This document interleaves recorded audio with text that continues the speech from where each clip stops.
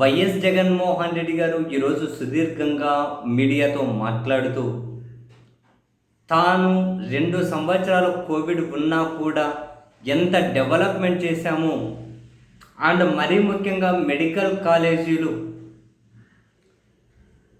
ఎన్ని కట్టాము, ఎన్నిట్లో క్లాసులు ప్రారంభమయ్యని చెప్పి ఆ మెడికల్ కాలేజీలు చూపించుకుంటూ జగన్మోహన్ రెడ్డి గారు మాట్లాడుతూ ఆ తర్వాత ఆసుపత్రుల్లోనూ ఎన్ని ఫెసిలిటీస్ కల్పించాము, ఎంత డెవలప్మెంట్ చేశామని వరుసగా విజువల్స్ చూపించుకుంటూ ఆయన ఏమన్నారు, అవును మాకు చేత కాలేదు, మేము చేసింది చెప్పుకోలేకపోయాం, వాళ్ళేమో మోసం చేసుకుంటూ మోసాన్ని కూడా గొప్పగా ప్రచారం చేసుకుంటూ ఉంటే మేము గొప్పగా చేసిన దాన్ని కూడా ప్రచారం చేసుకోలేకపోయాం, అని మా చేత కాలేదు అన్నారు.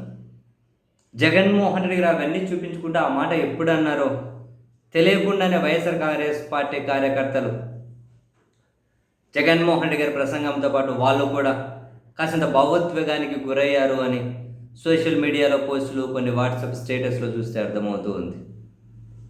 ఆంధ్రప్రదేశ్ శాసనసభ పార్లమెంట్ ఎన్నికల ఫలితాలు వెలువడినప్పుడు దాని మీద స్పందించుకుంటూ జగన్మోహన్ రెడ్డి గారు ఇంత మంచి చేశాం, మరి చేసిన మంచి అంతా ఎక్కడికి పోయింది, ఈ ఫలితాలు శకుని పాచికల్లాగా ఉన్నాయి అన్నప్పుడు జగన్మోహన్ రెడ్డి గారి భావోద్వేగం ఏ విధంగా అయితే కనిపించి ఆ పార్టీ కార్యకర్తలు తీవ్ర భావోద్వేగానికి గురయ్యారో ఈరోజు కూడా మేము ఇంత చేసి కూడా కనీసం చెప్పుకోలేకపోయాము అని జగన్మోహన్ రెడ్డి గారు అన్నప్పుడు నిజమే కదా అని చెప్పి మరోసారి వైసీపీ కార్యకర్తలు అయితే ఒక రకమైన తడి వాళ్ళ పోస్టులలో, వాట్సాప్ స్టేటస్లలో కనిపిస్తూ ఉంది.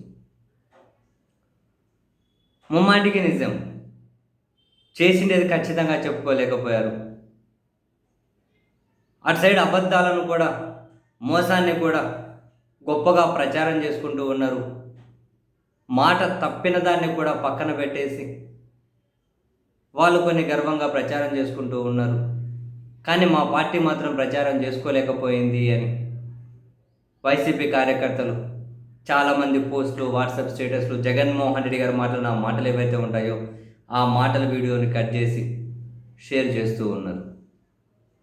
2 సంవత్సరాల కరోనా వచ్చినా కూడా ఈ స్థాయిలో భారీ మార్పులు, విద్య, వైద్యం, ప్రభుత్వ స్కూళ్ళు, ఆసుపత్రులు, పోర్టులు, మెడికల్ కాలేజీలు ఒకటేమిటి, కానీ చెప్పుకోలేకపోయారు.